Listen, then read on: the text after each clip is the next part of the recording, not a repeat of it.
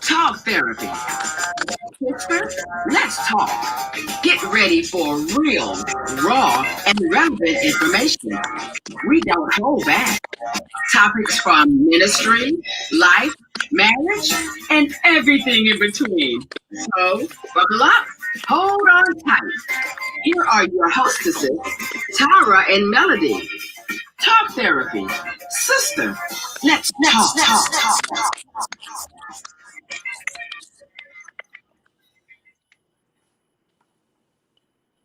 All right, you guys. Welcome, welcome, welcome. It's time for the Talk Therapy Show. I am Tara T. Stallings, your host, and I am Melody Manning. How y'all doing? How y'all doing today? we have an exciting, interesting, and needed show discussion that we're going to be talking about tonight. Um, we're going to be talking about seasonal sadness. Now, we know that there is a disorder called um, seasonal affective disorder. That is a disorder, a mental health disorder that happens seasonally with various people, and we're gonna talk about that.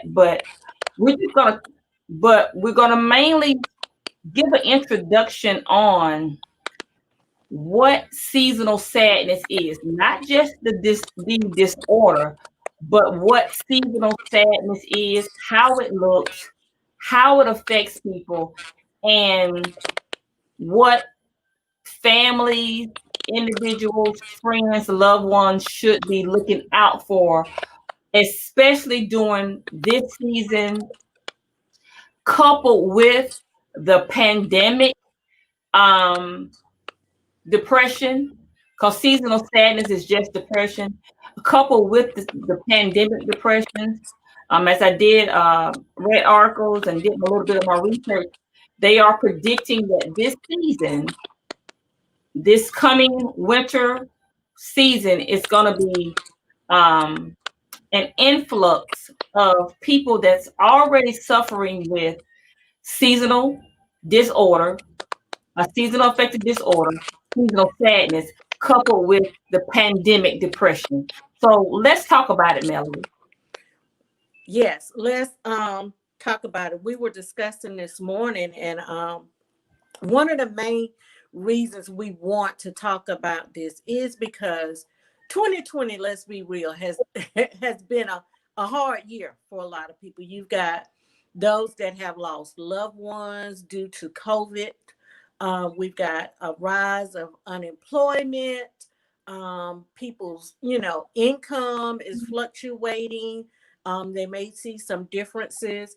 So we kind of wanted to hit on that. And the main reason we want to hit on that is because November is starting the holiday season.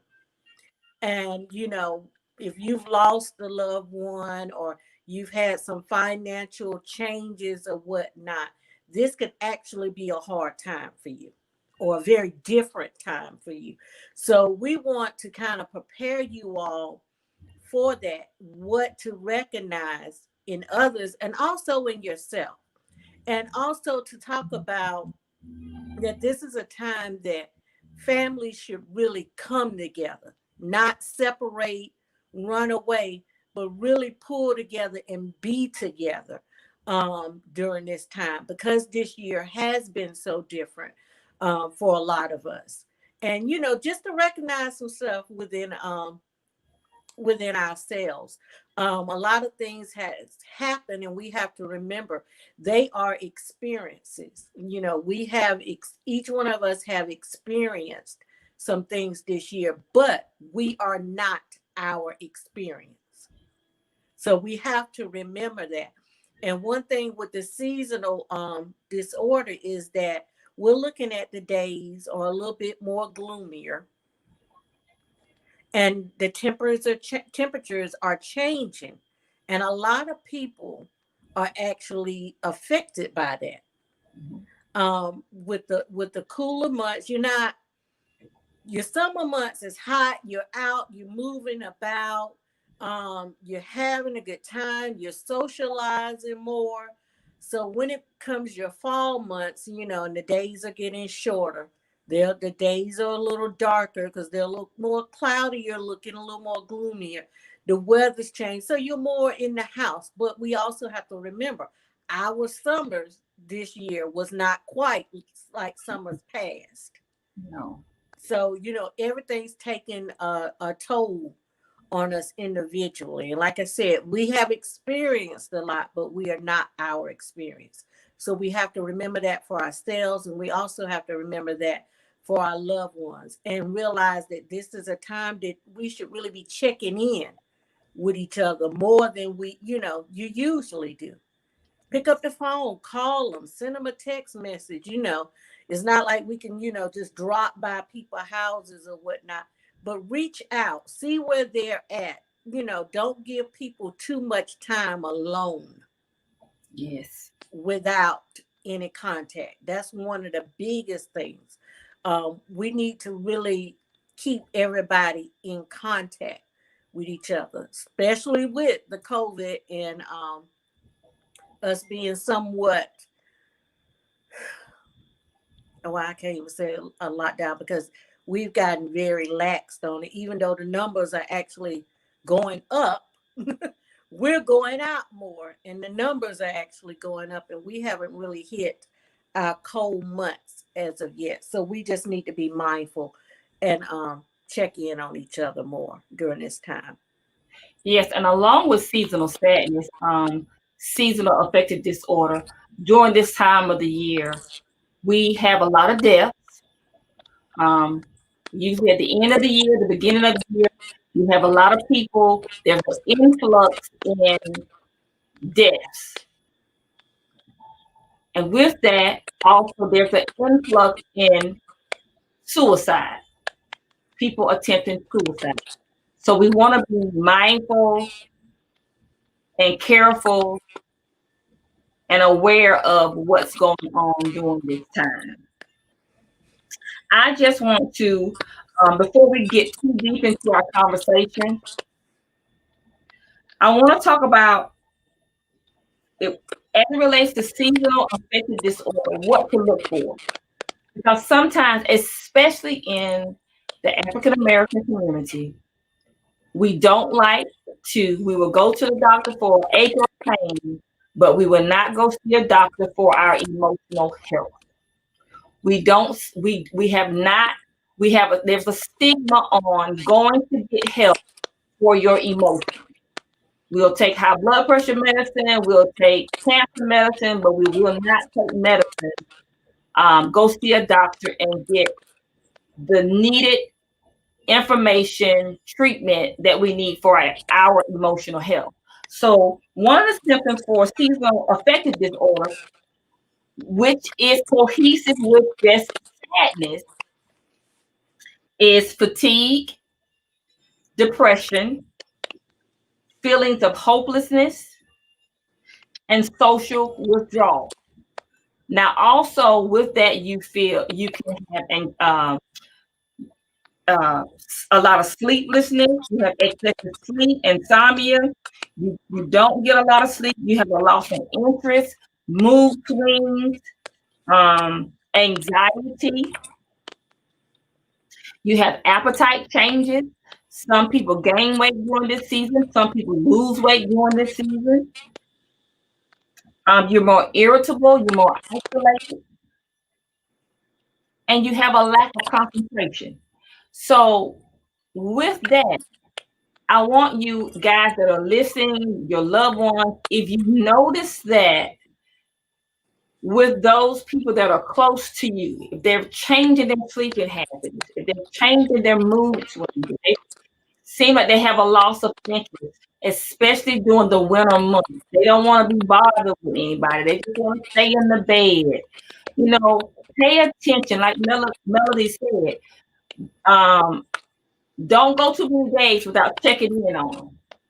Encourage them to go get some needed help, because just because it's seasonal sadness, it doesn't mean that we have to be overcome by it.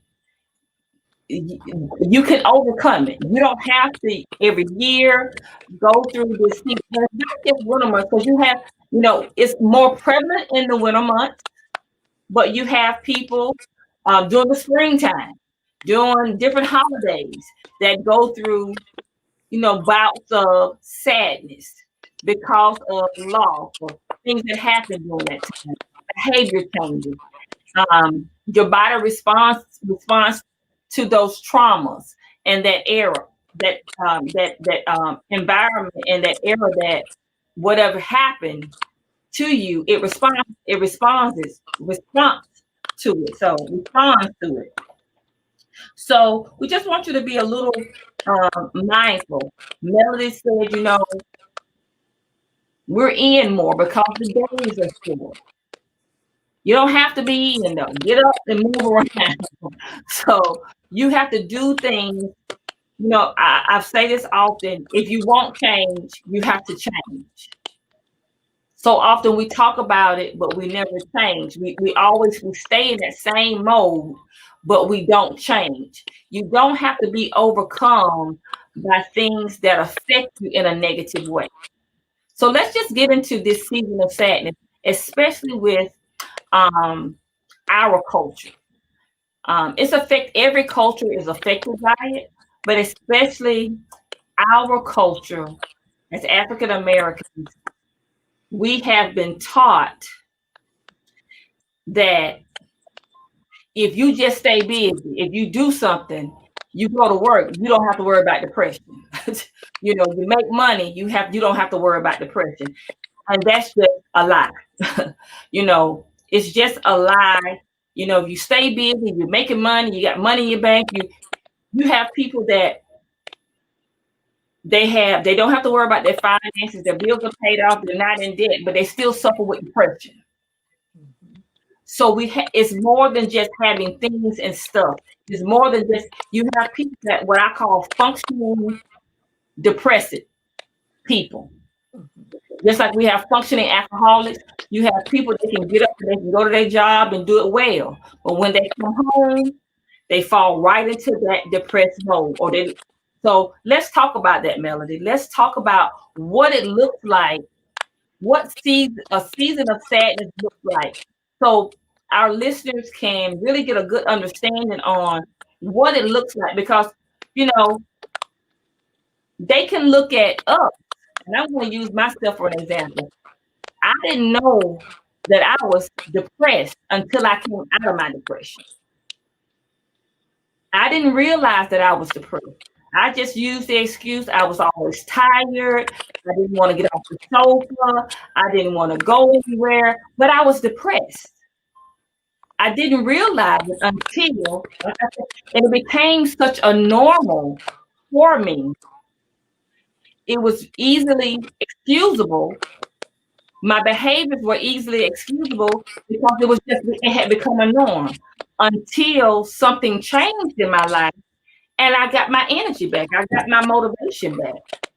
And I didn't realize until, oh wow, I had been in a season of where it was a season, it would have been diagnosed as persistent depressive disorder, the symptoms that I had. So let's just talk about it with our viewers, Melanie. Well, one thing too with seasonal affective disorder, sad. We're just gonna call it sad, because that is what it is actually referred to. A lot of it has to do with the serotonin in our brain. So it's not. Let me say, how can I? Not being so technical, it's a little bit different than regular depression. So one of the ways to combat that is if we up our vitamin D. That's one way to help with the sad. And the reason I say it is a little bit different than regular depression is because most of the time regular depression can be brought on by stress. It could be brought on by the traumas we've dealt with. And a lot of it is the conversations that we have with ourselves. those thoughts that are in our mind and the self-talk that we're having. Now, don't get it confused when I say self-talk. I'm not talking about you actually talking physically to yourself. It's those thoughts that we have with ourselves, but they mimic each other in their actions. So if you find a person that is usually, always going, not turning down invitations to things, that they're in constant contact with you, and then they start making drastic changes, then you may want to be a little bit concerned.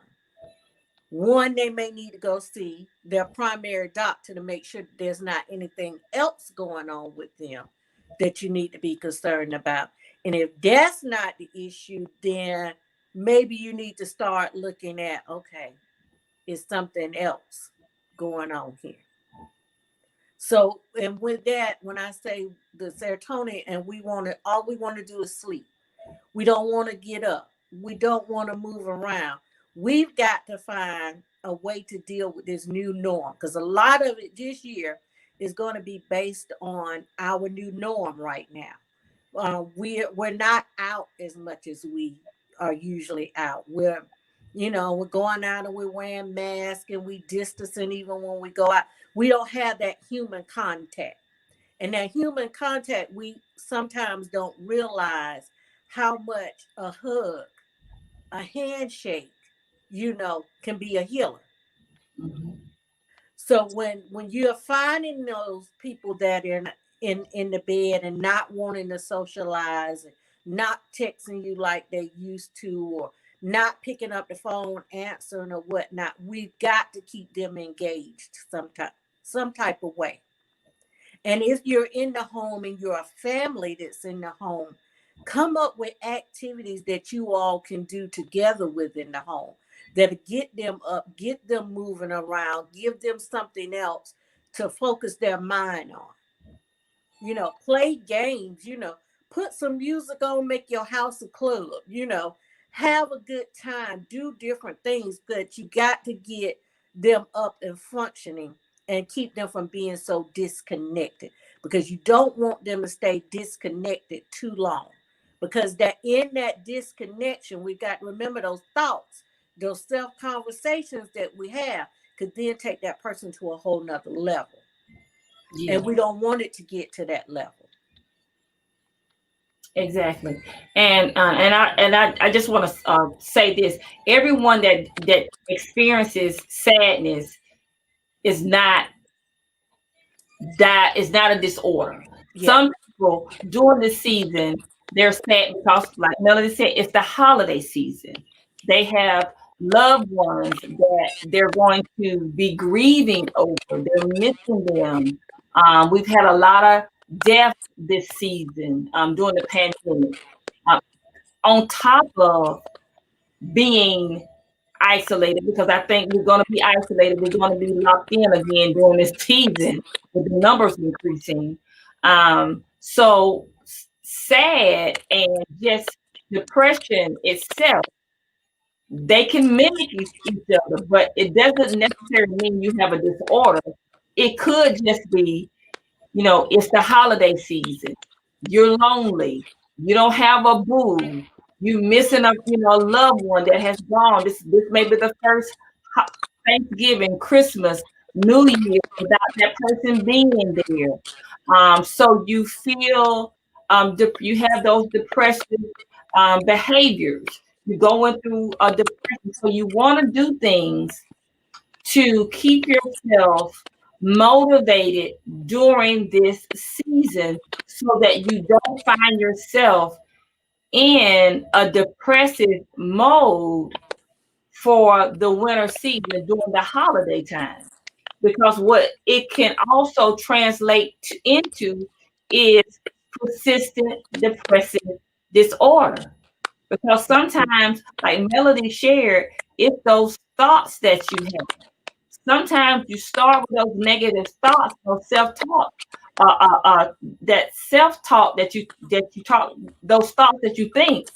What happens is they continue. You get in a mode of depression and you can't get out of it. You're stuck in that mode. So you don't want it to translate over. You want to be aware of it so that you can combat it with the right tools so that you can overcome it. Exercise is I am an anti-medication person. Let me just say that. I am anti-medication, but I don't discourage medication when a person needs it. And some people, they need that medication to regulate them until they can regulate themselves. You know, sometimes they need medication, but exercise, and I'm reminded of the 80-year-old, I think she's like 85 now, the 85-year-old Miss Ernestine, I think her last name is Smith. She is the 85-year-old bodybuilder that started body exercising and weightlifting because she became depressed after her sister died. She was like 54, 60 years old, and she became depressed, went into a bout of depression for a number of years. And what brought her out of that depression was she started exercising, started getting that dopamine that in her brain cell, which is dopamine that feel good, a hormone, so that she could get herself out of that depression, moving around, like Melody said, turn some music on, do some exercise, get out the house, so that you don't have to get stuck in not just a season of depression, but a lifetime of depression also. A lifetime of depression. Even now, we were posting. Someone said, "Well, you know, wow, I'm feeling that sadness now." Well, then you have to. I always say you have to be in a always evaluating mode of yourself. You have to always be evaluating what's going on with you and why. Why do you feel that way?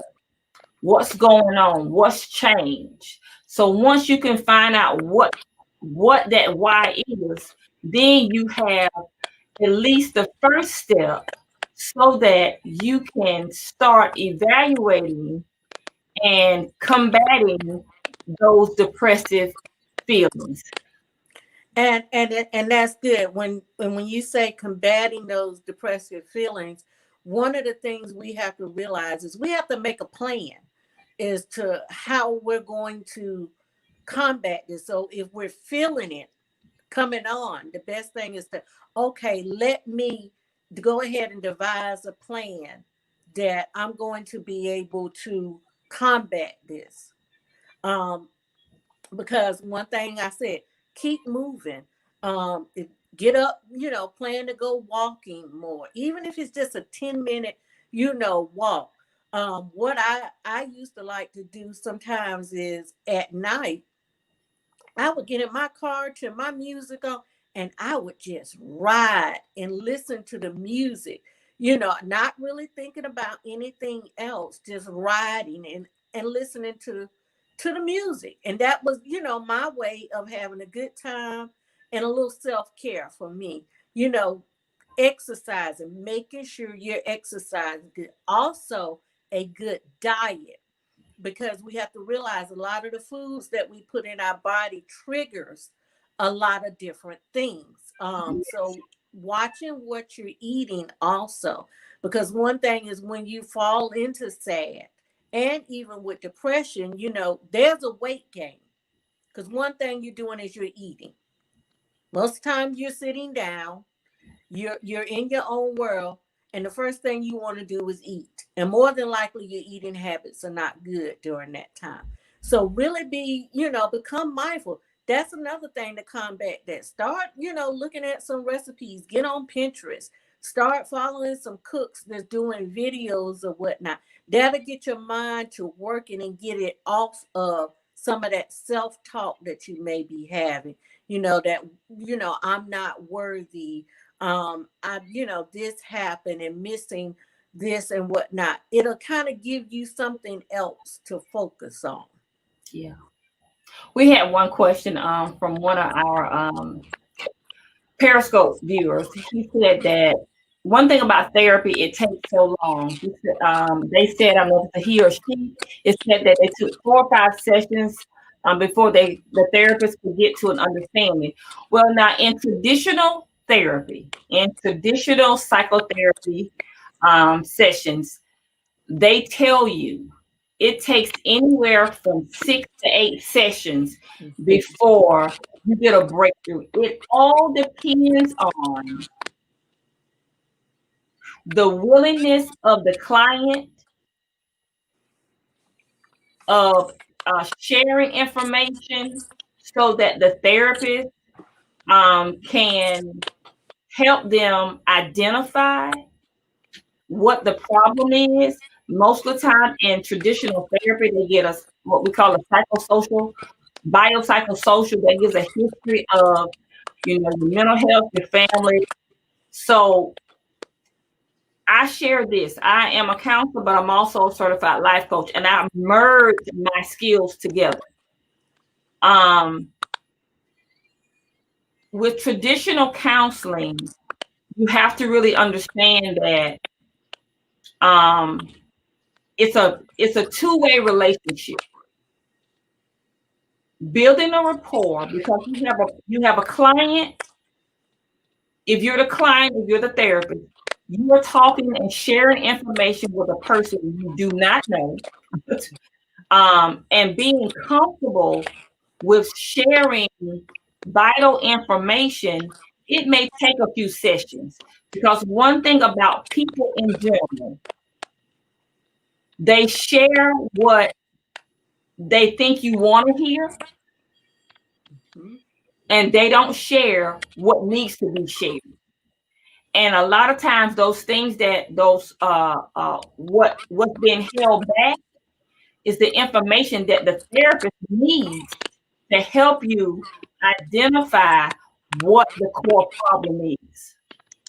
And once you identify what the core problem is, then you can start working through it. And sometimes that does take a while. So remember, when you're going to working with a traditional psychotherapist, a counselor, you need to know that it usually takes, they tell you it takes anywhere from 6 to 8 weeks to find out the issue. When it comes to your emotional health, I want to say this. When it comes to your emotional health, one session is not going to do it. Just like if you have high blood pressure, diabetes, cancer, one pill, one dosage is not going to do it. It's just not going to do it. So we have to be willing to put in the time, the willingness, the transparency. When you're going to talk to counselors, life coaches, consultants, clergy, whatever, you have to be willing to be, you got to lay stuff out, you got to lay yourself to be open. You have to be open and talking. And then let me say this from a counselor perspective, you have to make sure you're with a competent psychotherapist, a therapist. You have to make sure that you're with a competent therapist, because all therapists don't have the same specialty. So what you're needing that therapist may not be the best person for you. Sometimes, just like you have if it's cancer, you go to an oncologist. If it's a heart problem, you go to someone that specializes in cardiovascular. So sometimes you have to find a therapist or a life coach that specializes in the need that you have. I was trying. Okay, well, he said that the therapist was only looking at the clock. Well, like I said before, you want to make sure that you have a competent therapist. And let me say this, just like in all professions, whether it's counseling, coaching, mechanics, barbers, hairstylists. You have good ones and you have bad ones. So it's all professions. So don't allow one experience to deter you from finding the right fit for you, because sometimes it takes you going through more than one person before you can find that right fit for you. So I encourage you not to get discouraged because that person maybe was not a good fit for you, but it is a person out there, whether it's a psychotherapist, whether it's a life coach, that can help you, that has a specialty in whatever area that you are needing help in, to help you. And then I would say this: a lot of times, depending on the issue, you may be seeing a therapist and a life coach. You may need a therapist and a life coach. Just depends on what the need that you have. So yes, let me just say that. I just want to make sure I address that, because you have knee surgeons. All knee surgeons aren't the best. That's why when you if you're having surgery, you'll say, well, hey, I want the best. You may have 10 surgeons that do knee surgery, but you may have one that has taken the time to become an expert in that type of surgery, at the cutting edge type of surgery, that's really good and going to take the time to be good at their profession. The other ones may be okay, but they may not be as well trained as this particular person. So you want to make sure you do your research. Do your research all the time. Just don't make an appointment. Do your research, because you can get discouraged and you won't go back. But there are some great psychotherapists. There are some great counselors. There are some great life coaches that are experts in their field and that can be a good fit for you if you're seeking help.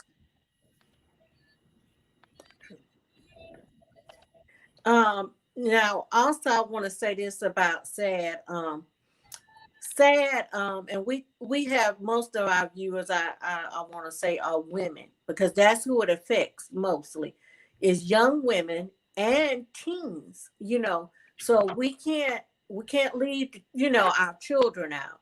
So you need to kind of watch how your children are behaving as well, because those are the ones that are usually mostly affected. And then also, if you have a history of depression in your family, you may be affected by SAD. Not necessarily have a diagnosis of depression, but you may, have bouts with SAD. So we just have to make ourselves aware of it. And we really got to come up with, get the family together and devise a plan as to how everybody's going to handle the holidays. And that's one of the things why it was so important to me that we talk about this, because these holidays are going to be different this year. This is going to be a lot of people's first time without that mama, that daddy, that sister, that auntie, that good girlfriend, or the boo or whatever with them, because we've had a lot of loss due to COVID. So this year is going to be a year of first, and we really got to pay attention to each other, because even though it's not being talked about in the media, we've got some things that are on the rise. One, numbers are higher for COVID. We're a little laxed. Domestic violence is on the rise. Suicide is also on the rise. And that's why we want to, because SAD, you don't want a person to get so deep in it that they're having those suicidal thoughts. So those are some of the main reasons I wanted to talk about it. Just pay more attention to your friends, to your loved ones, to your children. the young women in your family, because those are the ones that are mostly affected by SAD, is young women and teenagers. So pay attention to them. And if you got somebody that's had lost by to death this year, make sure you reach out to them during these holidays. We have culturally, we have this thing where when somebody dies, everybody is around up until the service.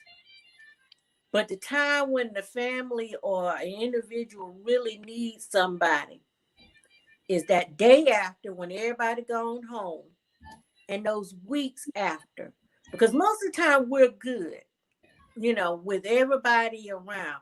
It's those moments when you're alone and you sit with it. And that's when a lot of people, it really hits them that that loved one is gone at that point.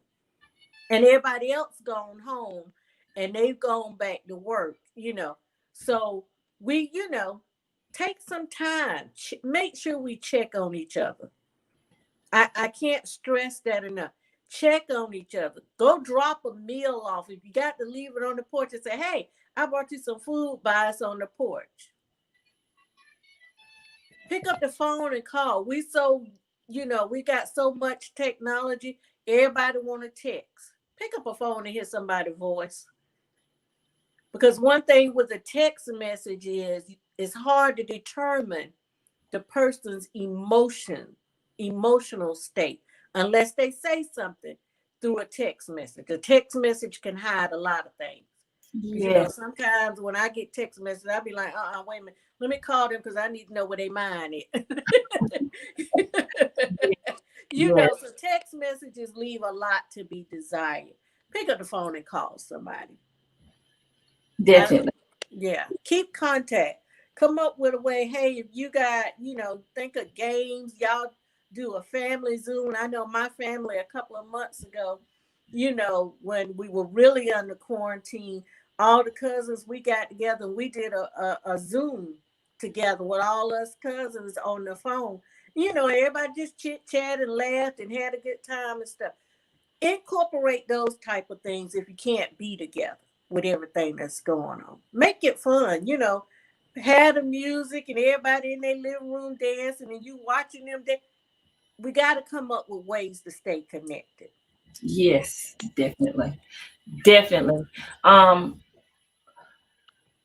Don't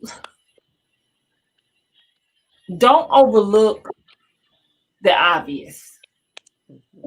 Don't overlook the obvious. Especially when it comes to our youth.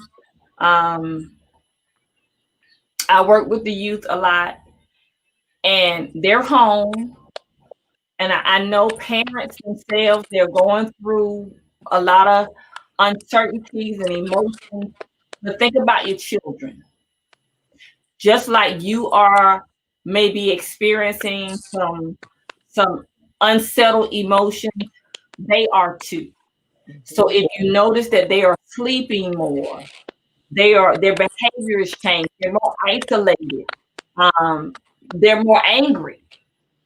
Talk to them. You may want to seek help for them because a lot children are like babies. Babies can't express themselves, so they cry. Well, children can't always express how they're feeling, so they act out. Adults, they don't always express themselves, but so they act out too. They drink, they smoke. I was just talking to a professional the other day, and they were sharing that people that they know that never smoked marijuana before are smoking marijuana because of they are having feelings of anxiety due to this pandemic. Because whether we talk about race and all of this stuff, but we don't talk about how people are affected and how poor people are being affected even more. The underprivileged people are being affected even more financially and emotionally. So we really need to kind of hone in and have these conversations more so that we can get the tools that we need so that you can get a better understanding and know how to combat those emotional feelings of depression and anxiety, because you can go from depression to anxiety and have depression and anxiety, and that will cause some physical body changes, also physical body ailments. Because we heard some of those commercials that depression hurts. Well, depression does hurt. Depression causes body aches. Depression causes headaches. So it does. You can have physical pains in your body because of depression. So understanding look, I say this: you have Google. Google. Now, don't make this your doctor, but if you know your mental state has changed, start Googling some stuff. See what it may be, and then call your doctor and say, "Hey, I'm experiencing some of these symptoms. I need to talk to somebody. I need some medications. This is what happens." And don't be afraid. Let me say this: don't be afraid to share. Because what you think is not a factor in your emotional health could very well be the factor in your emotional health. Mm-hmm. You lost your job. That's a factor in your emotional health. You losing a loved one. That's a factor in your emotional health. You being afraid to go out of your house. That's a factor in your emotional health. You being isolated from people. That's a factor in your emotional health. So don't just overlook what seems to be unimportant as not being a vital source of information to the doctors or to your therapists, to your counselors, or to your life coaches on the information that they need. When you go and you share it all. I don't care if your big toe started hurting and it wasn't hurting before. You tell it because that just that big toe starting to hurt can be some vital information on what that doctor needs to help you identifying what's going on with you emotionally.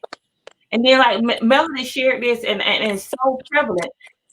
What do you think? What's your thoughts? Your thoughts play a major role in depression and anxiety. Where do we get our thoughts from? The people that we hang around, the music that we listen to, the television shows that we watch, the books that we read. All of that helps our past, the people that we used to associate with. All of that helps formulate your thoughts. Mm-hmm. And we call it stinking thinking. Mm-hmm. Stinking thinking. Sometimes you need to change the music that you listen to. And I'm joking. We used to say this jokingly, but when you're in a relationship, don't go play Sade. If you just came out of a relationship, don't go play "Oh, My Heart Is Broke." It's gonna put you right into depression.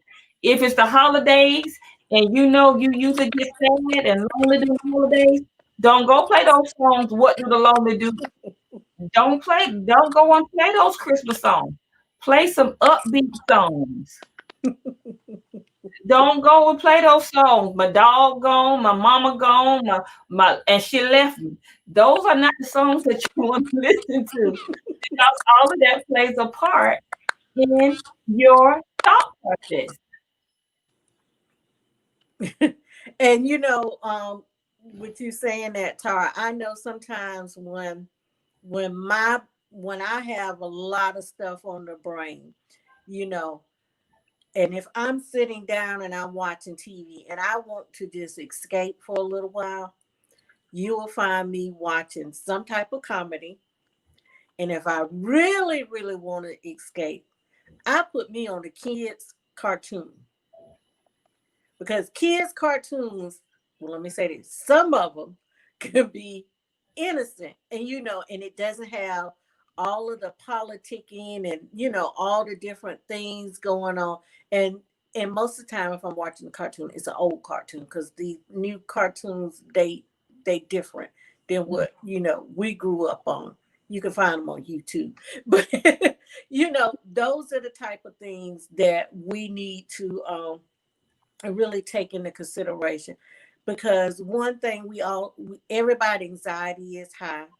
We've got a lot of going on. Like you mentioned, Tar, you have people that are losing jobs, people that are afraid to lose their jobs during this time, worried about their jobs ending or different things. So all of that leads to, can be contributors to seasonal affective disorder. So we have to be mindful. And even during this time with COVID, we're going to see a lot of PTSD during this time, believe it or not. Post-traumatic syndrome. Stress. Couldn't get it out, y'all. But we're going to see a lot of that during this type election. Like you said, money problems, loss of loved ones. We're seeing a lot in 2020, all at one time. We're seeing a lot during this time. So your mental health, to be with the loved one during their life, during their death, that's another thing. So this year, mental health at this time is very important. And Tar, I want us to kind of touch on something else about it right quick. We got about 10 more minutes. Is a lot of people feel that mental health treatment is not readily available, or they have a hard time if they want to go. A lot of their insurance may not cover it, and due to the nature of the mental health, it may be a while before they can even get in to see a professional. Well, I'm gonna plug us for a minute, Tar. If you feel like you need to speak to someone, Tar is a life coach and a counselor. I'm a certified life coach and about to be a certified mental health coach. If I can't help you, I'm gonna point you in the direction of somebody who can get to you. Or Tara can help you. It's out there. You just have to seek it. And then there are different options. I'm going to say this. Tara, is it okay if I say this? It's different options also for payment. So don't ever think that it's out of reach, because you need to be concerned about your mental health just as much as you are concerned about your physical health. Sometimes we do what we need to do to get to the doctor if we need to go see a regular primary physician or a cardiologist or OBGYN. We do what we need to go see them. It's help out there. You just need to make the step to reach out for the help. Yes. And then if we can't help you, we're going to point you where you need to be for the help. Because that's one thing I found in talking to people. They think, oh, it's so expensive. I can't afford to sit down and talk to somebody, or my insurance doesn't do it. Well, there are some that you can go see and your insurance may reimburse you. And we can point you in the right direction for that. So make the step to do it, because it's very important. Because if your mental health is not right, your mental health affects your physical health. It can gravely affect your physical health, because mental health can bring on so many other physical problems. Just like Tara had described, you got pains in your bodies, you got headache, you can lose your appetite, your appetite can increase, so many different things. your heart can be affected, and if you're totally stressed out, it affects all the organs in your body. Yes. So, and if you're sleep deprived because you got something going on mentally, sleep deprivation also affects your functioning of your body. Mm-hmm. And if you're the longer you walk around in this state, not getting the help, the more damage you're doing on your body, your overall person, you're doing damage of it. And then do you really have the quality of life that you want to have to be able to give to those that you love? Yeah. So, that's why you hear a lot of people big on self-care. Self-care is very important, because self-care to me is not just going to get your nails done, not just going to get a pedicure. Your self-care may just be somewhere sitting quiet for 10 minutes. Mm-hmm. But we have to take care of ourselves. We only have this one body, this one mind. We have to take care of it. And your mental health is just as important as your physical health. Sometimes we as a culture have put the mental health side of it on the back burner, because we put such a big stigmatism on it that people want to say, oh, something wrong with you, or you're crazy, you ain't right, she ain't right, or whatnot. No, take care of yourself. Do what you need to do so that you can be your whole self. Yeah. And I didn't mean to wreck y'all, but I'm very passionate about it, because we do culturally, we are people that we shun away from the mental health side of it. Because the first thing you'll hear, Black people, we don't go see therapists. We don't go see counselors. We don't go see shrinks. That's what they say. Yeah. Something and they're wrong. different. And they're different. I want to say that it's a difference in a psychiatrist, a psychotherapist, and a psychologist, and a counselor. All of those, they're different. Mm-hmm. And can I add this on? You were talking, if your pastor is not a professional pastoral counselor, he may not be able to help you. Mm-hmm. We have been taught to go pray about it. I pray about everything, just about.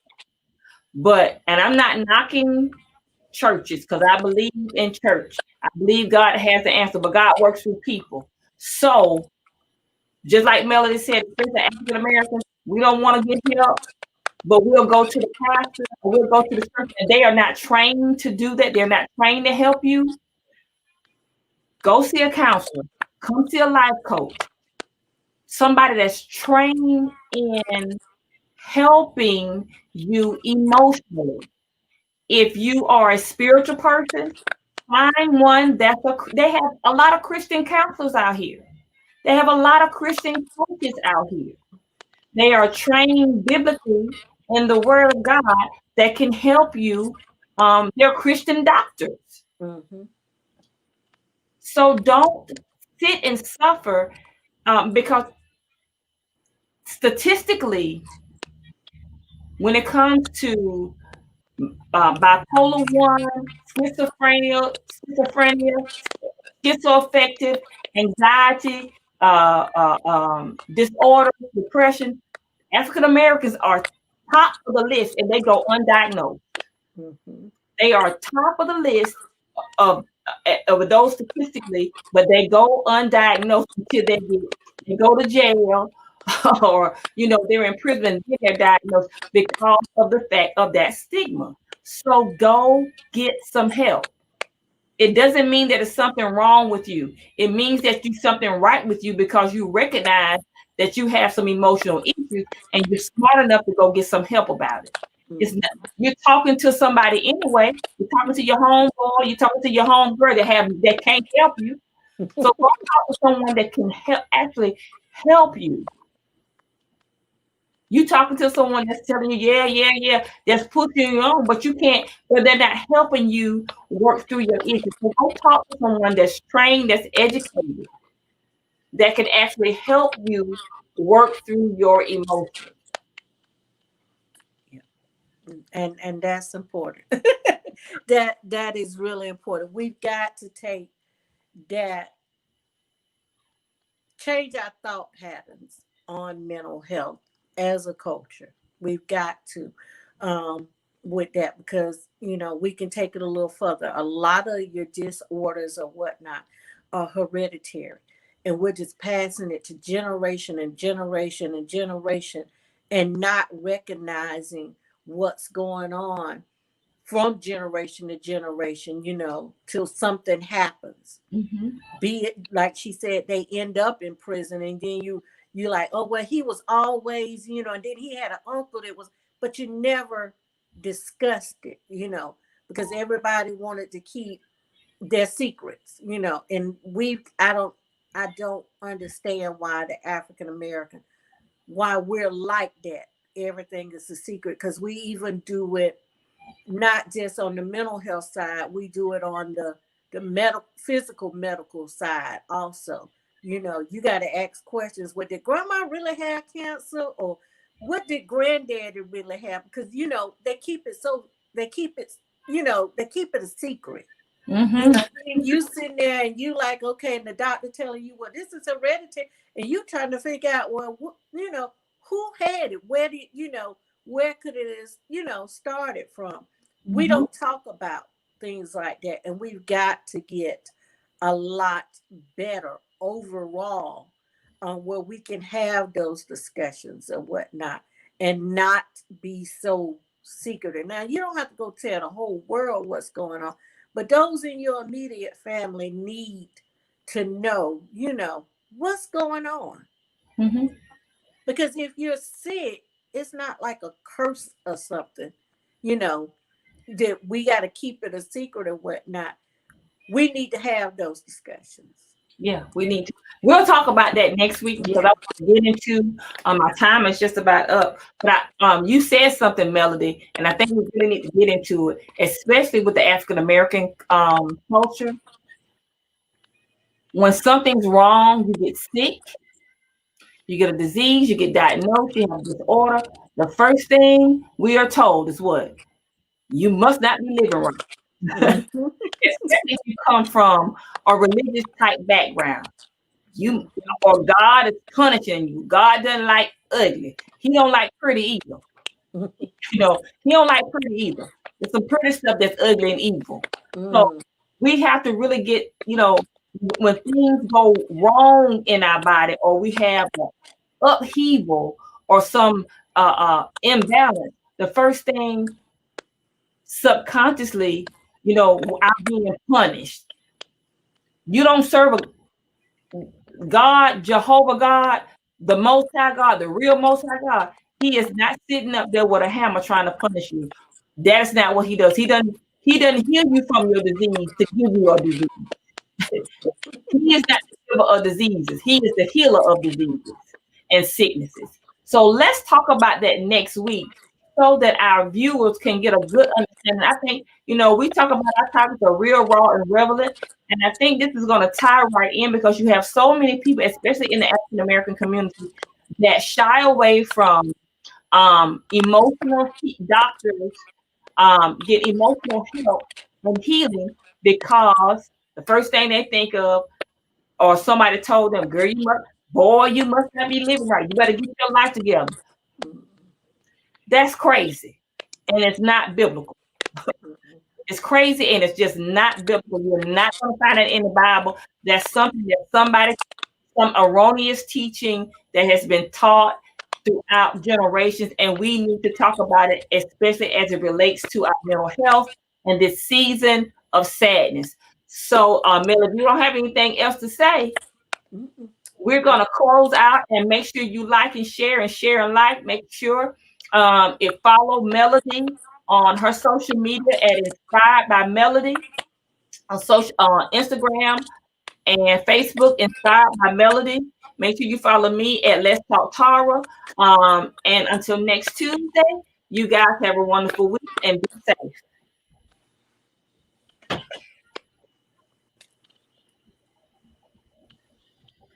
So much for joining us. Come back next week for more real, raw, and relevant information here at Talk Therapy. Sister, let's talk.